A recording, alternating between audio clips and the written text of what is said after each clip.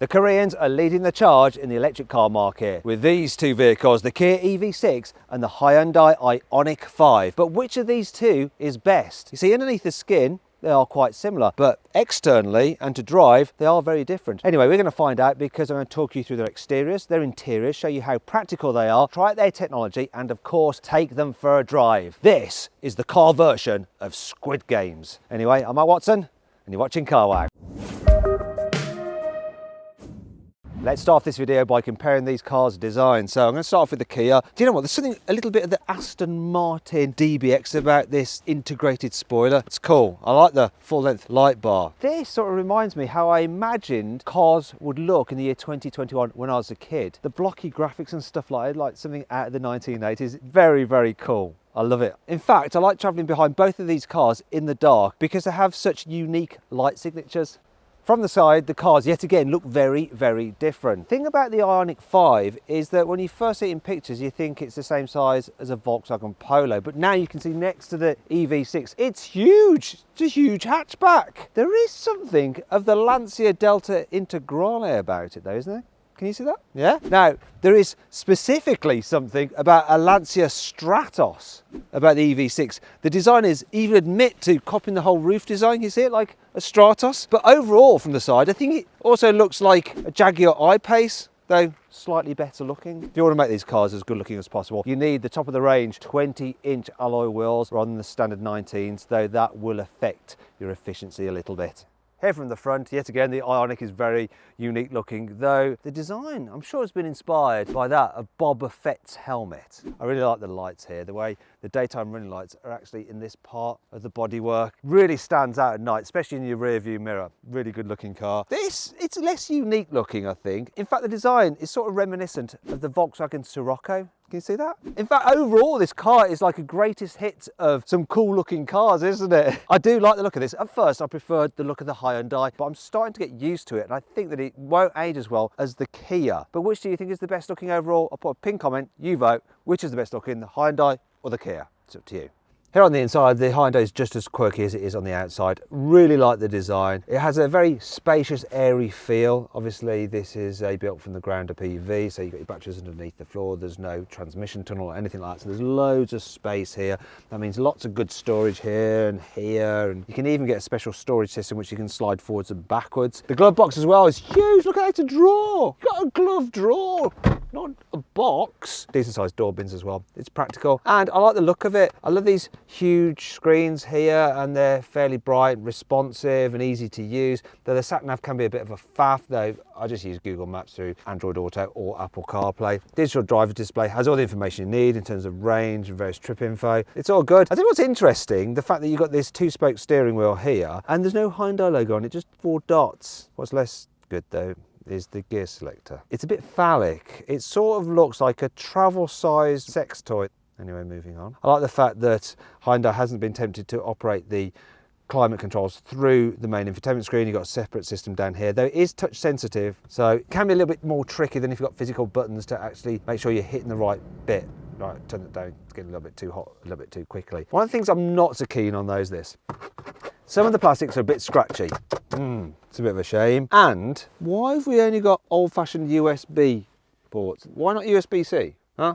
It's 2021. This is a futuristic looking car. I want USB-C, all right? Here on the inside of the Kia, it's very similar to the Hyundai, but actually quite different. So you've got the same amount of space, you've got the same screens, but you don't have that extra weird little bit here as well. You don't have the sex toy to put the car in gear, instead you've got this twiddly dial, which I think is much better to use. What's not so good to use though are the heating controls, because you have to toggle between maps and stereo, so that's your volume. Then if I want to use the climate, I have to press that, and then that becomes my heater, not the volume anymore, and then this is all the other heater controls. So it's just one press more than in the Hyundai. Also on the Kia, the buttons are switched on the sides of the steering wheel compared to the Hyundai, so you now have the ones for the cruise control on the left rather than on the right. Another way that this Kia is slightly better than the Hyundai is the material quality is just a bit better. Like the fabric on the seats are just nicer than in the Hyundai, though I must point out that this is the top spec version of the EV6, whereas that's the mid spec version of the Hyundai. And these seats aren't entirely perfect either. If you look at these headrests, they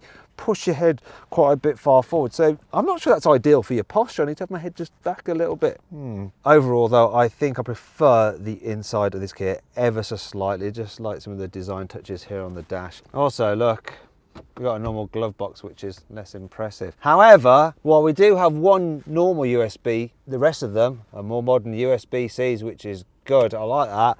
Also, I like the design of this center console here with a shiny bit of trim on it. The way it separates you from the driver, it just feels more sporty. And I think overall, I do just prefer the inside of this Kia EV6. Here in the back of the Kia EV6, there's enough room. Now, knee room is really good. Absolutely loads of the stuff. Headroom, I'm fine. People over 6 foot should just about be fine, though this roof does just curve in somewhat. There's loads of foot space as well because you've got a completely flat floor. What's not so good though is the fact that the front seats are quite low, so you can't actually fit your feet underneath the seats in front, so you can't really stretch out. Also, the seats seem quite low to the floor, so your knees are quite high up, which isn't quite so comfortable on longer journeys. Now you can recline the seat backs if you want to sit more upright. You want to do that, now you're going to want to sit like that. And look, if you fold down this, you have some cup holders there. Now you might think, oh look, I can cover those so I don't end up putting my wrist in them when I'm just resting on the armrest, but actually when you slide this, it's just open like that.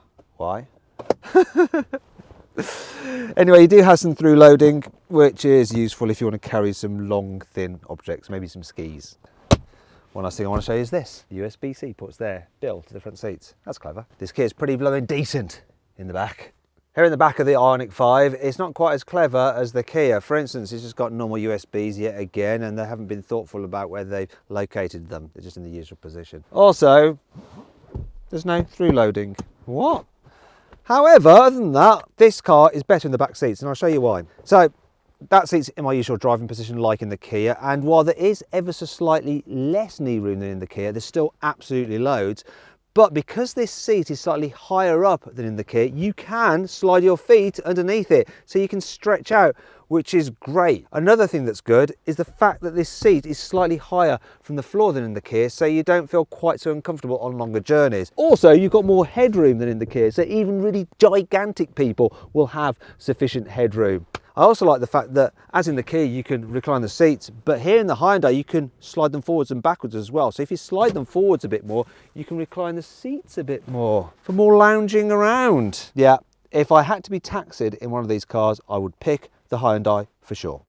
Now let's talk about the pricing, and it's a little bit confusing. So the Hyundai starts from £37,000, whereas the Kia starts from £41,000. However, with the Hyundai, you can get a smaller battery version. That's why it's a lot less expensive than the Kia, whereas you only get a larger battery version with the Kia. Still, when you're comparing like for like, the Hyundai does work out a little less expensive than the Kia, but that's because it's got better equipment. I'll explain why now. One of the most talked about features on this new Kia and Hyundai is something called vehicle to load, which doesn't explain much. What it means is that you can actually plug appliances directly into the car's battery to use them like you would in your home, such as this kettle. It's brilliant. However, you only get it as standard on the top specification Hyundai, whereas all but the entry-level Kia gets it. Now, the two manufacturers also like to say you can actually charge other cars using this feature. You know, plug it into another electric car and give them some charge. However, I've actually tried it, and you can only charge them at about 1.3 kilowatts, which means on a big battery car such as this, it's going to take 2.5 days to charge it, which is pointless. You can get both the Kia and Hyundai with premium relaxation seats, which basically recline the front seats, a bit like in business class, so you can have a nap while you're charging your car. Now, these seats, they come as standard on all but the entry-level Kia. However, you can only get them on the top specification iONIQ 5, and then they're an option anyway. The top set Kia also gets a sunroof. You can't get a sunroof at all on the Hyundai. Now let's compare these cars' boot capacities. So with the Kia, you get 490 litres of space. With the Hyundai, you get 527 litres of space. Also, this is a little bit annoying in the Kia. This is my charging cable. It won't quite fit underneath the false floor, not properly. Yeah. How did they get that wrong? Whereas in the Hyundai, look, they are able to fit this big bag underneath their false floor. See, that's much better look. However, it's not all win-win for Hyundai. The boot itself doesn't really have that many features, whereas in the Kia, you've got some hooks and, most importantly, this. I can fold down the rear seats by pulling these levers here, whereas in the Hyundai, it doesn't have those, so I have to go around to the seats. So bear with me. There we go. Over here. Annoying. See? Both of these cars have some extra storage underneath their bonnets, so they've got front boots, also known in the UK as fruits. So in the Kia, if you have the rear drive version, you have 52 litres of space. However, for this four-wheel drive version, because there's less space because of that extra motor at the front, you only have 20 litres of space in there. With the Hyundai, the rear drive version has 57 litres of space, whereas this four-wheel drive version, that's reduced to 24 litres of space. But it's still 4 litres more than the Kia. It looks like the Hyundai has won the battle of the two fruits. Now let's talk about batteries, range and motors and all that kind of stuff. So the Hyundai is available with two battery sizes, one 58 kilowatt hours and another one 73 kilowatt hours. You only get one battery size in the Kia and it's 77 kilowatt hours. Now the range for the Kia varies between 300 and 328 miles. For the Hyundai, it varies between 240 and 300 miles. The power, it ranges from 170 to 305 horsepower with the Hyundai, from 226 horsepower to 321 horsepower in the Kia. Now let's compare what these cars are like to drive. So I'm going to start off with the Hyundai. And the first thing you notice when you sit in it is that the dash is quite low, so you get a really good view forwards because you've got a massive windscreen, big side windows, you've got a big back window, all-round visibility is cracking. Now the car is actually set up quite softly, so when you're going on a twisty road, you do feel it lean a bit in the bends. It never feels like cumbersome, but it doesn't have a sporty edge. It's more set up for comfort rather than handling. Now generally the comfort is good, so it deals with bumps pretty well, but occasionally the suspension does thump over sharper bumps, so you get like a shock going through the cabin. So even though it is soft, it isn't completely floaty the whole time. One thing I can't criticise though is the performance. You put your foot down in this dual motor version and it picks up like that. It really is quick. 0 to 60 in 5.2 seconds, and I have no reason to doubt that at all. Another thing that's pretty decent, the brakes. So sometimes electric car brakes can feel a bit funny, but this one, no, they're perfectly natural feeling. You also have the ability to alter the amount of regen effect when you lift off the accelerator, because then the motor works in reverse and it charges up the battery and it gives a slowing effect. So I can control the amount of that using the steering wheel mounted pedals, and then you can put it onto I-pedal mode where you can bring the car to a complete standstill by lifting off the accelerator, and then you can just drive it without touching the brakes unless you really need to have to stop suddenly. You can turn it off if you don't like it, and then it'll just coast when you lift off the accelerator. Trouble is though, it won't recharge any battery then. Even when you touch the brakes, it doesn't recharge if you've got regen off. Now one thing you notice when you're driving at speed in this car is that, obviously being electric, it's quiet. Though you do get a bit of tyre noise, a little bit of wind noise. It's not terrible at all, but it's not the most silent of electric cars. Okay, now jumped into the Kia, and it's very, very similar to the Hyundai in terms of the performance. Yeah, really quick. Actually, it feels, I don't know, a little bit quicker. Maybe that's just psychological because the interior feels a bit sportier. The brakes feel the same, so nice and easy to control the brakes. You've got the same regen system, so you can one pedal drive it if you want to, or coast if you'd rather do that. In terms of quietness, it's about the same as the Hyundai, but there is one key difference, and that is the suspension. It is just a little bit firmer in this car, and as a result it stays flatter in the bends. It just feels a bit more responsive, a bit more sporty. It definitely feels a bit more keyed into the road than the Hyundai. Now it doesn't feel quite as softly sprung, but it doesn't feel any more, let's say, uncomfortable, because while that Hyundai does sometimes get caught out by sharp bumps, this doesn't so much. You do feel imperfection in the road and maybe a little bit more, but overall I think the comfort level is the same. I don't think there's much of a sacrifice. I prefer the way this car handles. I prefer the balance of sportiness and comfort, and I think stability that you get from this Kia rather than the more kind of slightly looser feel you get in the Hyundai. Another way this car is a bit different to the Hyundai is the visibility. So the view out the back window is nowhere near as good. Also, I don't know whether it's the slightly more steeply raked windscreen or the fact the side windows aren't as big. The overall visibility isn't quite as good either, and that could make it a bit harder to actually navigate this car through town and through tight spaces. It's not going to be terrible, but it might be a bit more awkward. Speaking of which, what is this guy doing here? Come on, you're an off-roader.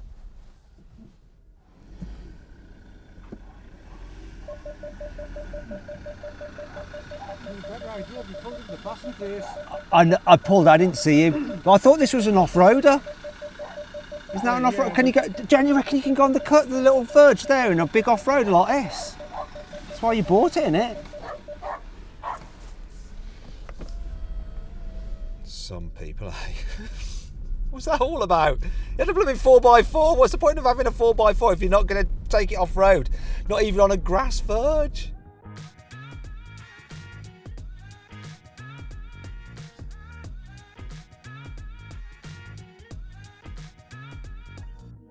So then, what's my final verdict? Well, these cars are so closely matched that really you could just go with whichever one you like the look of best. But I'm going to try and be a bit more objective, and I think that overall the Kia just feels a little bit more expensive inside. It's also slightly better equipped, and I think it's ever so slightly better to drive as well. And that's why it wins this test.